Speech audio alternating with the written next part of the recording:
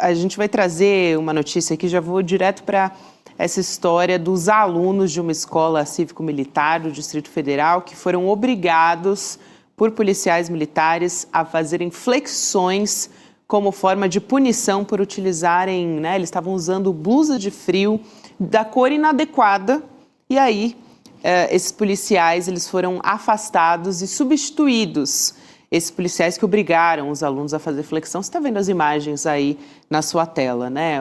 Como uma forma de castigo, eles tinham que fazer flexão, permanecer ajoelhados também, vocês podem ver alguns de joelhos. Nossa, eles estavam numa parte externa da escola, Chico, antes do início das aulas. Né? E não adianta, vai trocar, é o modelo, esse modelo é feito para isso, vai trocar por outro militar, vai ser a mesma coisa. Militar não é para estar em sala de aula. Se quer botar militar, bota lá na porta para segurança, para alguma coisa, na rua. Não dentro de escola, vai acontecer a mesma coisa. Troca o militar, ele vai também obrigar aos alunos a agirem como se estivesse dentro de um quartel. Isso não é modelo de educação. Aqui em São Paulo está essa desgraça também. Está um horror. O Tarcísio de Freitas chegou aqui para acabar com o ensino público em São Paulo. Viu, Cris? Aqui também tem acontecido muitas coisas parecidas. É só para deixar claro, Cris, eu vou te passar a palavra, mas para quem não estudou em escola pública também talvez não tenha essa percepção, né? Mas foi só nessa semana que a Secretaria de Educação lançou um edital para a confecção dos uniformes das escolas cívico-militares, e aí a Secretaria de Educação disse que tomou conhecimento da situação, que a direção da unidade disse que houve um equívoco na condução do episódio e tal. Quando eu era aluna de escola pública, não era todo aluno que tinha dinheiro para comprar os uniformes. Então, muitas vezes isso demorava até para acontecer, porque, enfim, a família não tinha condição. Sempre no começo do ano ficava ali, né? Esperando o uniforme. Exatamente. A gente está no começo do ano, a gente está em fevereiro, ainda as aulas acabaram de começar. Então, para quem não estudou a escola pública também, eu acho que essa percepção talvez não seja tão óbvia assim. Cris? Gabi, essa cena é uma aberração total. Não tem outra palavra para isso, é uma aberração. Você punir estudantes porque estavam com um abrigo de frio, com uma cor que não é a cor oficial, isso não faz o menor sentido, né? É como o Chico falou, é querer transformar escolas em quartel. É no quartel que comportamentos assim mínimos que destoem do que é regra são punidos, né, com castigos excessivos. Por exemplo, se o sapato do soldado não está bem engraxado, né, não está brilhando o suficiente, a fivela do cinto do uniforme, se a calça não está bem passada, isso de fato acontece em quartel. De vez em quando a gente tem relatos sobre isso, né? No quartel já é uma desproporção, né? O soldado já recebe uma punição excessiva, né, por esse tipo de coisa. Numa escola, não há nem o que se falar a respeito disso. Na verdade, essas escolas cívico-militares são resultado do extremismo de direita que assolou esse país em anos recentes, né? E o extremismo de direita, mesmo tendo deixado o poder federal, como ele continua em governos estaduais, né, mantém em alguns lugares essas escolas. Mas isso é uma aberração, isso deseduca o estudante, na verdade, né? Porque submete ele a humilhações, a violências, a castigos, e o jovem estudante é levado a crer, né, que a violência é um método educacional, é, de fato, uma maneira de exercer disciplina. Quando crescer, vai reproduzir isso. A escola pública é totalmente o contrário disso, né? Deve ser uma educação para a cidadania, para a liberdade, né? Para o respeito à convivência, né, entre pessoas normais, né, que podem, evidentemente, tolerar não só, né, a falta de cumprimento de uma regra, de código de vestimenta, como podem e devem tolerar muitas outras diferenças. Essa é a educação pública para a cidadania. É o oposto do que a gente está vendo. Eu acho que devia ter um movimento no país, um movimento social forte, de gente ligada à educação, né? Pedagogos, especialistas mesmo, sabe? Que acabem com essas escolas, né? Que procurem um mecanismo legal de extinguir essas escolas cívico-militares que são uma aberração. Concordo. Perfeito. Eu acho que não tem, assim, por onde acrescentar, Cris. É só de ver essas imagens, assim, é um negócio impressionante, né?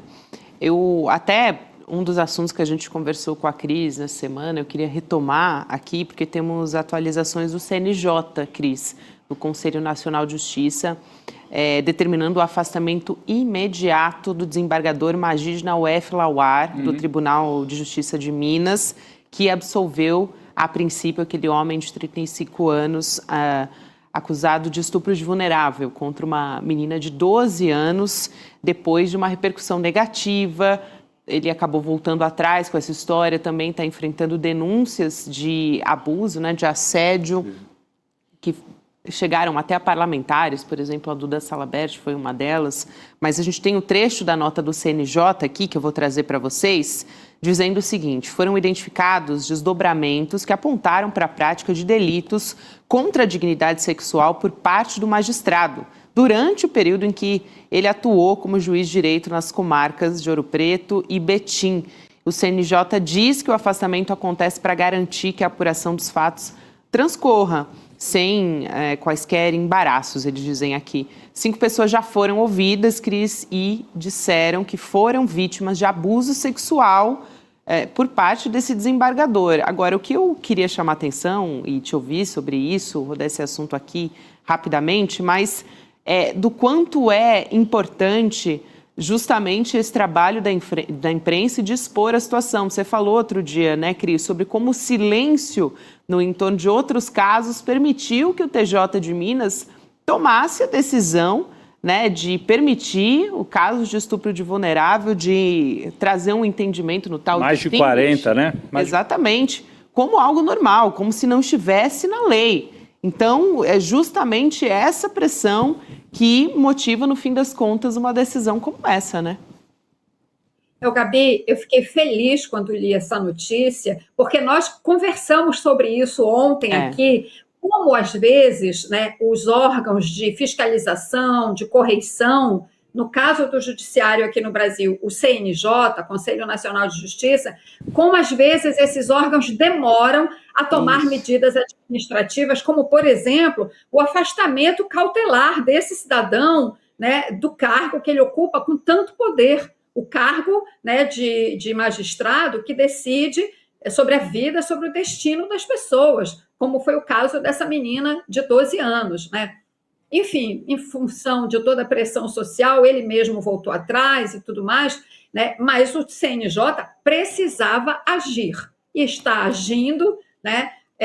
A gente falou, eu reclamei da demora, mas considerando que o CNJ ouviu já 5 pessoas, inclusive, que trazem relatos, né, sobre abusos cometidos por esse desembargador, então o CNJ agiu, né, e tomou a decisão que precisava tomar, né? Essas coisas têm que ter uma resposta rápida para que a população continue acreditando na justiça. A população não pode ter a percepção, né, de que a justiça é corporativista e protege os seus. Então, nós vimos no caso do STJ, que eu até comparei ontem, né, a decisão de fazer a sindicância e de afastar o ministro do STJ, que se envolveu lá naquele episódio em Santa Catarina com uma menina, uma moça de 18 anos, e agora esta situação que tem elementos da maior gravidade, mostrando que este desembargador, né, tem, assim, digamos, usando a linguagem policial, uma folha corrida nessa parte de abusos sexuais, né? Tem o depoimento de um primo dele, quando era mais jovem, agora já um adulto, né? Tem de funcionária, enfim, e isso junta-se à decisão que ele tomou como desembargador, relativizando um caso claríssimo, evidente de estupro de vulnerável. Agora o importante é acompanhar essa apuração, justamente a apuração dos fatos, né, que eles estão dizendo que estão fazendo, porque não pode deixar morrer, né, Cris?